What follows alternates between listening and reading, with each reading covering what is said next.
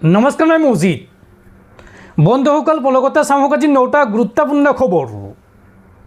প্ৰথমটো খবৰ, মুছলমানসকল দেশৰ ভাৰতীয় নহয়, তেওঁলোক ভাৰতৰে মূল নাগৰিক। মুছলমানক লৈ এই মন্তব্য জ্যেষ্ঠ RSS নেতা ইন্দ্ৰেশ কুমাৰৰ। মুছলমানসকল দেশৰ ভাৰতীয় নহয়, তেওঁলোক ভাৰতৰে মূল নাগৰিক। RSS নেতা ইন্দ্ৰেশ কুমাৰৰ এই বিস্ফোৰক মন্তব্য। তেওঁ লগতে কয় যে ভাৰতীয় ভূমিৰ প্ৰকৃত অংশীদাৰ মুছলমান লোকসকল।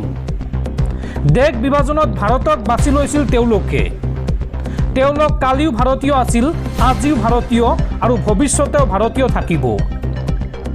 দেশৰ সৈতে তেওঁলোকৰ সম্পৰ্ক প্ৰেমৰ।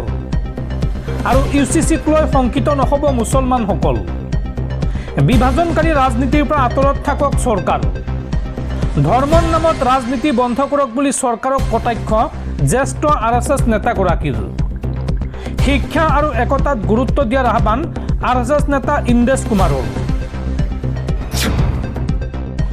পৰৱৰ্তী খবৰ, ইৰাণত 7 দিনীয়াকৈ আৰম্ভ হৈছে আয়াতুল্লাহ আলী খামেইনিৰ অন্তিম যাত্ৰা। আৰু আয়াতুল্লাহ আলী খামেইনিৰ অন্তিম যাত্ৰা আৰম্ভ হোৱাৰ লগে লগে ইৰাণৰ নতুন সুপ্ৰিম লিডাৰ মুস্তাফা খামেইনিক হত্যাৰ চক্ৰান্ত ইজৰাইলৰ।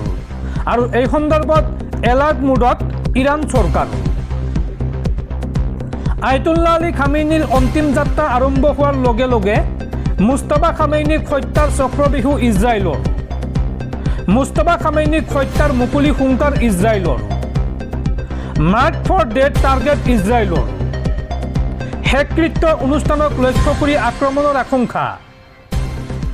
আৰু এতিয়া নিৰাপত্তাৰ খাতিৰত আয়াতুল্লাহ আলী খামেইনিৰ জানাজাত নাথাকিব মুস্তাফা খামেইনি।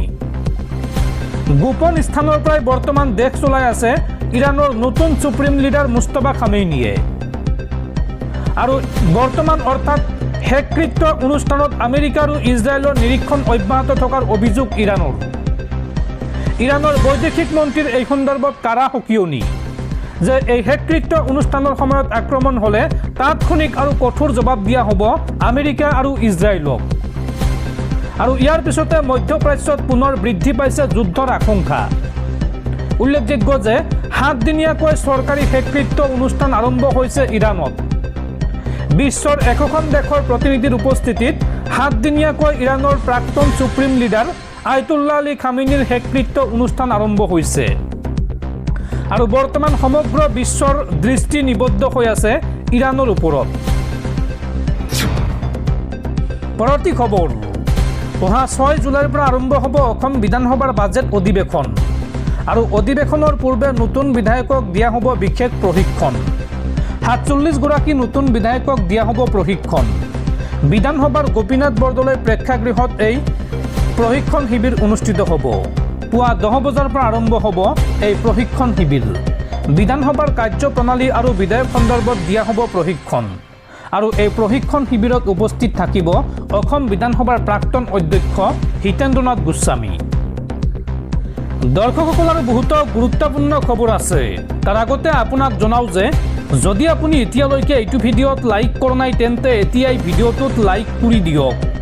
আৰু এনেকুৱা ধৰণৰ ভিডিঅ'সমূহ নিতৌ চাবলৈ চেনেলটো ছাবস্ক্ৰাইব কৰি কাষত থকা বেল আইকনটো প্ৰেছ কৰি ৰাখক। পৰৱৰ্তী খবৰ, E20 পেট্ৰলে গাড়ী বা বাইকৰ মাইলেজ হ্ৰাস কৰাৰ কথা স্বীকাৰ কৰিলে কেন্দ্ৰীয় পেট্ৰলিয়াম মন্ত্ৰী হৰদীপ সিং পুৰীয়ে। ইথানল মিহলি পেট্ৰলক লৈ কেন্দ্ৰীয় পেট্ৰলিয়াম মন্ত্ৰীৰ ডাঙৰ মন্তব্য। E20 পেট্ৰলে হ্ৰাস কৰে নেকি গাড়ী বা বাইকৰ মাইলেজ?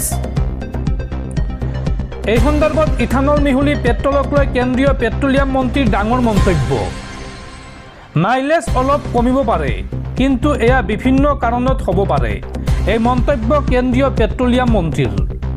লগতে কয় যে আমি SIAM আৰু ARAIৰ সৈতে আলোচনা কৰি E20 ব্যৱস্থা কৰিছোঁ। এই ক্ষেত্ৰত যান বাহনৰ বীমা কোম্পানীৰো কোনো সমস্যা নাই। আমি বৰ্তমান মাত্ৰ 20% ইথানলহে মিশ্ৰণ কৰিছোঁ। 20%ৰ পৰা 25% কৰিলে সকলো পৰীক্ষা কৰিহে সিদ্ধান্ত লোৱা হ'ব। দেশজুৰি E20 পেট্ৰলক লৈ বিতৰ্ক অব্যাহত থকাৰ মাজতে E20 পেট্ৰলক লৈ এই মন্তব্য কৰিছে কেন্দ্ৰীয় পেট্ৰলিয়াম মন্ত্ৰী হৰদীপ সিং পুৰীয়ে। পৰৱৰ্তী খবৰ, গুৱাহাটীত পুনৰ গ্ৰীণ বাছৰ উদ্ভণ্ডালি। এইবাৰ গুৱাহাটীৰ ফাঁচী বজাৰত গ্ৰীণ বাছৰ খুন্দাত থিতাতে মৃত্যু স্কুটি আৰোহীৰ। উত্তেজিত ৰাইজে খেদি খেদি ধৰিলে এই বাছখন। আৰু এই দুৰ্ঘটনাত মৃত্যু হোৱা লোকজনৰ নাম আকাশ বড়ো, ঘৰ গুৱাহাটীৰ খাৰঘুলিত। লগতে সংকটজনক অৱস্থাত জীৱন মৃত্যুৰে যুঁজিছে আন এজন লোক জ্যোতিৰ্ময় দাস। GMCHত চিকিৎসাধীন হৈ আছে জ্যোতিৰ্ময় দাসে। একেখন স্কুটিতে আহিছিল আকাশ বড়ো আৰু জ্যোতিৰ্ময় দাস। আৰু বৰ্তমান পাণবজাৰ আৰক্ষীয়ে জব্দ কৰিছে দুৰ্ঘটনা সংঘটিত কৰা সেই গ্ৰীণ বাছখন। পৰৱৰ্তী খবৰ, ৰাজ্য কঁপাই যোৱা লুইচ বাৰ্জাৰ কেলেংকাৰীৰ তদন্তৰ চূড়ান্ত প্ৰতিবেদন দাখিলৰ দিশত। এই সম্পৰ্কত অবজেকশ্যন বা প্ৰটেষ্ট পিটিশ্যনৰ বাবে 27 জুলাইৰ পুৱা 10 বজাত গুৱাহাটীৰ CBI আদালতত হাজিৰ হোৱাৰ নিৰ্দেশ ভৱেন সন্দিকৈ, জয়ন্ত গগৈ আৰু আব্দুল ৱাহিদক। এই তিনিওগৰাকী লোকৰ ৰাজহুৱা স্বাৰ্থজড়িত আবেদনৰ ভিত্তিত লুইচ বাৰ্জাৰ কেলেংকাৰীৰ CBIৰ তদন্ত দিছিল গুৱাহাটী উচ্চ ন্যায়ালয়ে। পৰৱৰ্তী খবৰ, জুবিন গাৰ্গৰ মৃত্যুৰ তদন্তক লৈ ডাঙৰ খবৰ। আদালত চৌহদত জনপ্ৰিয় অভিনেতা ৰবি শৰ্মাৰ চাঞ্চল্যকৰ মন্তব্য। লাইফ জেকেট নিপিন্ধাকৈ পানীত নামতে বলপূৰ্বকভাৱে জুবিন গাৰ্গক পানীৰ পৰা উঠাই আনিব লাগিছিল। ইয়ত পাৰ্টিত থকা সকলোৱে লাইফ জেকেট পিন্ধিহে পানীত নামিছিল। তেনে ক্ষেত্ৰত জুবিন গাৰ্গক তেওঁলোকে কিয় বাধা নিদিলে বা জুবিন গাৰ্গক লাইফ জেকেট কিয় পিন্ধাই নিদিলে? এই প্ৰশ্ন অভিনেতা ৰবি শৰ্মাৰ। পৰৱৰ্তী খবৰ, সমগ্ৰ ৰাজ্যত গো হত্যা সম্পূৰ্ণৰূপে নিষিদ্ধ কৰিব নোৱাৰে আদালতে। সংখ্যালঘুৰ ধৰ্মীয় অধিকাৰ আৰু নীতি নিয়মত হস্তক্ষেপ কৰাটো উচিত নহয়। এই মন্তব্য তামিলনাডুৰ বিজয় থালাপতি চৰকাৰৰ। সমগ্ৰ ৰাজ্যত গো হত্যা সম্পূৰ্ণৰূপে নিষিদ্ধ কৰিব নোৱাৰে আদালতে। সংখ্যালঘুৰ ধৰ্মীয় অধিকাৰ আৰু নীতি নিয়মত হস্তক্ষেপ কৰাটো উচিত নহয়। সমগ্ৰ ৰাজ্যত গো হত্যা সম্পূৰ্ণৰূপে নিষিদ্ধ কৰাৰ অধিকাৰ কেৱল বিধানসভাৰহে আছে, আদালতৰ নহয়। আদালতৰ এই নিৰ্দেশে সংখ্যালঘু সমাজৰ ধৰ্মীয় নীতি আৰু পৰম্পৰাত হস্তক্ষেপ কৰিছে। বকৰি ঈদত গো হত্যা নিষিদ্ধ কৰিব নোৱাৰিব সৰ্বোচ্চ ন্যায়ালয়ে। এজন ব্যক্তিয়ে দাখিল কৰা PIL ন্যায়ালয়ে অতিক্ৰম কৰাৰ অভিযোগ। কেৱল ৰাজহুৱা স্থানতহে গো হত্যা নিষিদ্ধ কৰিবলৈ আবেদন কৰিছিল ব্যক্তিজনে। কিন্তু সৰ্বোচ্চ ন্যায়ালয়ে সমগ্ৰ ৰাজ্যতে সম্পূৰ্ণৰূপে নিষিদ্ধ কৰিছিল গো হত্যা। আৰু সৰ্বোচ্চ ন্যায়ালয়ক এইবাৰ এইদৰে চেলেঞ্জ দি এই মন্তব্য কৰিছে থালাপতি চৰকাৰে। পৰৱৰ্তী খবৰ, বিদ্যালয়ৰ ওচৰত বিক্ৰী কৰিব নোৱাৰিব ষ্টিং। বিদ্যালয়ৰ 500 মিটাৰ বেখাৰ্ডৰ ভিতৰত সকলো দোকানত নিষিদ্ধ কৰা হৈছে ষ্টিং এনাৰ্জি ড্ৰিংকৰ লগতে অন্যান্য এনাৰ্জি ড্ৰিংক।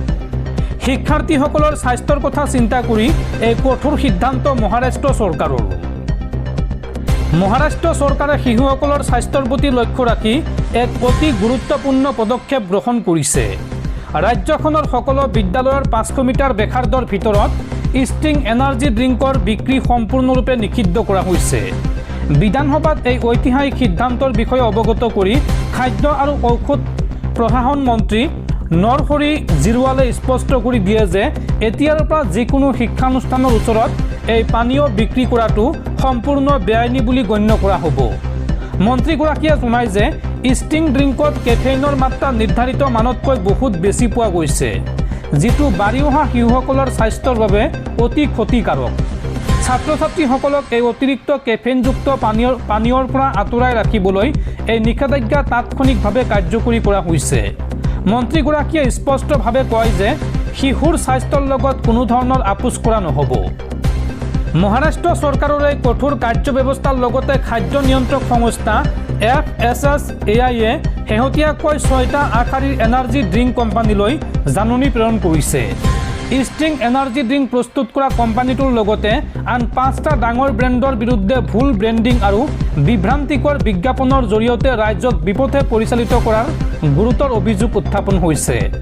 FSSAI-ৰ তদন্তত পোহৰলৈ আহিছে যে এই ড্ৰিংকসমূহৰ প্ৰচাৰ আৰু লেবেলিঙত নিয়মসমূহ মুকলিকৈ উলংঘা কৰা হৈছে। এই তদন্তৰ আওতাত ৰেড বুল, পেপচিকৰ এড্ৰেনালিন ৰাছ, ৰিলায়েন্সৰ Campa Energy, Gold Boost, Hell Energy আৰু মনষ্টাৰ এনাৰ্জিৰ দৰে ডাঙৰ ঘৰুৱা আৰু আন্তঃৰাষ্ট্ৰীয় ব্ৰেণ্ডসমূহ অন্তৰ্ভুক্ত হৈছে।